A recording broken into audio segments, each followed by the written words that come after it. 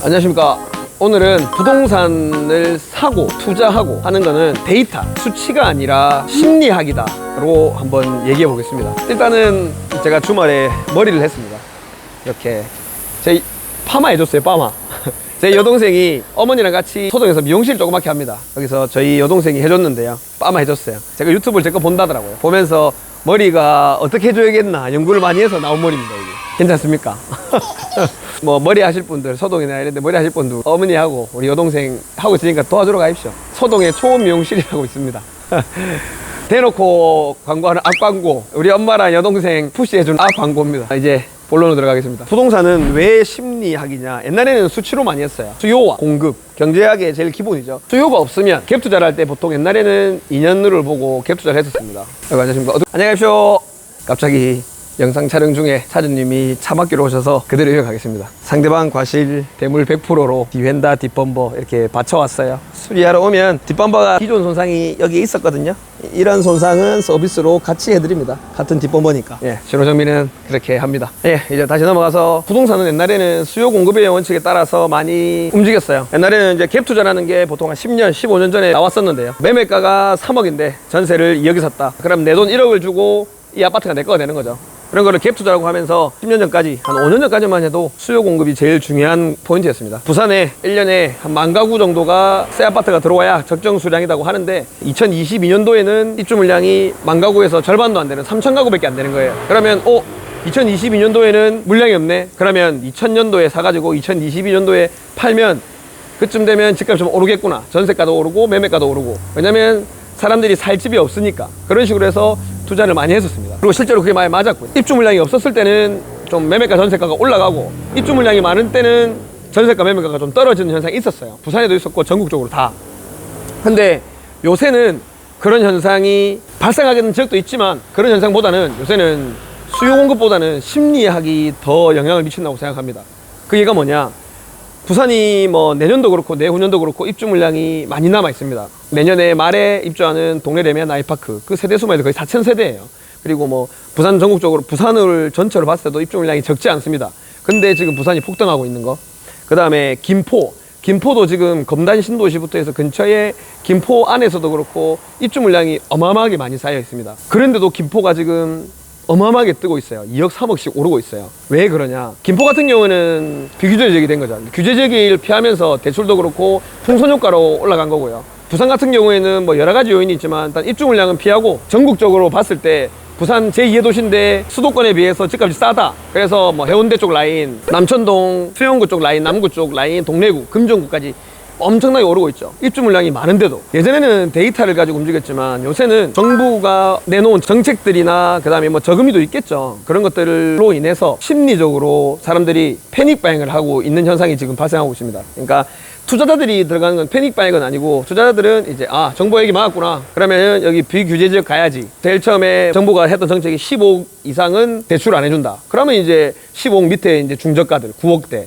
근데 또 이제 9억도 막았다. 그러니까 이제 또 9억 밑에 것들. 그런 식으로 풍선 효과로 쪼로로 투자자들은 따라갔었어요. 그리고 또 요새 나오는 거, 이제 종부세도 공시지가 1억 이하의 아파트들이나 뭐 주택은 또 종부세에 또 해당이 안 되고 보유세에 해당이 안 되는 거예요. 그래서 요새 또 1억 이하, 공시지가 1억 이하의 아파트들이 또 투자자들이 막 들어갔어요. 그런 것들은 이제 사실 심리적인 거라고 보기보다는 이제 정책적인 거. 그러니까 정책도 심리죠. 정책으로 이를 막았으니 이렇게 될 것 같다. 그렇게 해서 풍선효과로 가는 거고. 실거주들이 요새 하는 패닉바잉. 요새 부산이든 서울이든 정말 안 좋은 현상인데요. 거래량이 엄청 많이 쌓이면서 매매가가 올라가는 게 아니라, 매매가 몇 개 신고가 경신을 하는 거예요.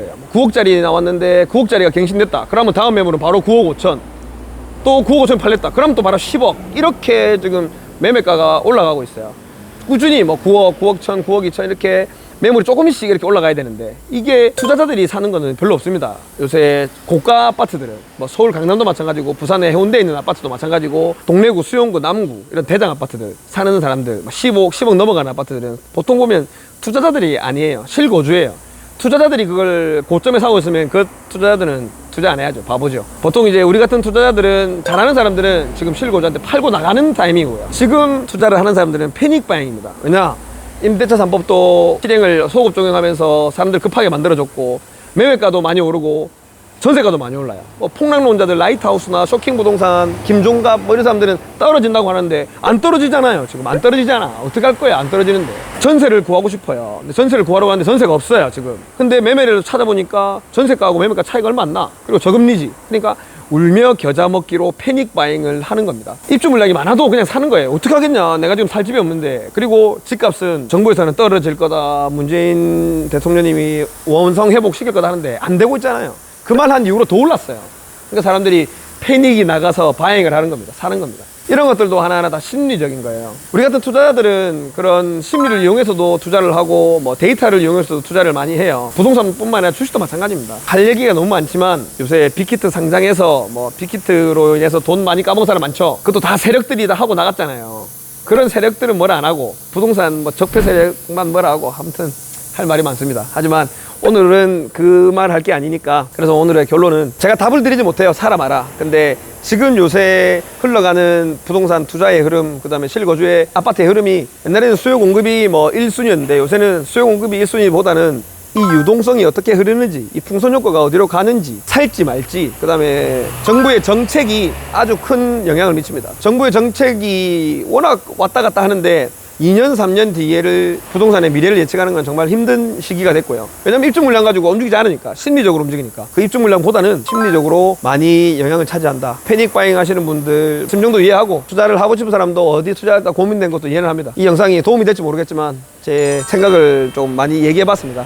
제가 뭐 보시면 알겠지만 뭐 사무실에 앉아 있는 것도 아니고 대본이 있는 것도 아니에요. 그냥 머릿속에 있는 거 그냥 찍어야 되니까 막 찍는 겁니다. 이게 어떤 분들한테는 말도 안 된다 싶을 수도 있고 말이 된다, 도움이 된다 하실 분 있을 거예요. 제가 말했지만 저 공인중개사 자격증도 있고요. 부동산 투자는 10년이 넘었고 상가부터 해서 아파트 재개발, 재건축, 분양권, 아파트 갭 투자 많이 해봤습니다. 손해도 받고 수익도 보고 있고 보는 사람들이 뭐 반박할 거 있으면 반박해 주세요. 저도 같이 댓글로 토론하는 거 좋아합니다. 패닉 바잉, 뭐 패닉 나중에 셀링도 하겠죠. 심리가 어떻게 될지 몰라요. 끝없이 오르진 않거든요. 상승과 하락을 반복하면서 장기적으로는 우상향하는 게 우리나라 아파트 시즌에 그랬습니다. 디커플링이라고 하죠. 서울이 오른다고 부산이 오르는 게 아니고요. 뭐 다 오르고 서울이 오른다고 전라도도 오르고 전국이 오르는 게 아니에요. 강남이 오를 때 뭐 부산은 떨어질 수도 있었고 다 지방별로 다르게 움직입니다. 그래서 사이클은 다르게 움직이고 하니까 본인 집, 본인이 살고 있는 지역의 아파트가 어떻게 되는지 잘 연구해 보십시오. 감사합니다. 진호정비TV의 홍대표였습니다. 안녕.